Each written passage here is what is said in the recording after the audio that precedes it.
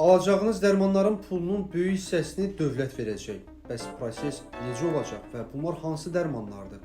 Əvvəlcə deyək ki, prosesə bu ilin ikinci yarısından başlanılacaq. Ev şəraitində müalicə alırsınızsa, resept əsasında olan dərmanlar icbari tibbi sığorta ilə qarşılanacaq. Dərman qiymətlərinin təxminən 60% dövlət tərəfindən ödəniləcək. Planlar, müzakirə olunan rəqəmlər belədir.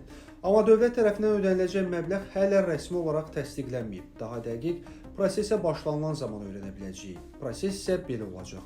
İcbari tibbi sığorta üzrə Dövlət Agentliyinin saytında pozitiv siyahı yaradılacaq. Həmin dərmanlar xidmətlər zərfində təminata alınıb. Cədvəldə dərmanların tərkibi, brend adları və qiymətləri yazılacaq. Qiymətlər isə iki hissədən ibarət olacaq. Sığorta və vətəndaş tərəfindən ödəniləcək məbləğ. Bəs bura hansı dərmanlar aid ediləcək? Bu il ürək-damar sistemi xəstəlikləri, növbəti illərdə isə həzm və tənəffüs sistemi xəstəlikləri üçün olan dərmanlar siyahıya əlavə olunacaq. Gələcəkdə bu siyahının genişləndirilməsi də istisna edilmir. Bəs dərmanları hardan əldə edəcəksiniz?